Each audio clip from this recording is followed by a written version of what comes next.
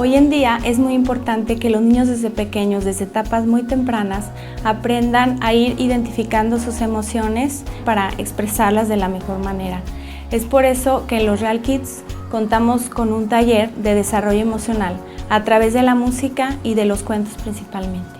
Por medio de ella, los niños poco a poco van identificando elementos y por medio de estas sílabas repetitivas y rimadas que la música genera, ellos poco a poco también van trabajando en su memoria.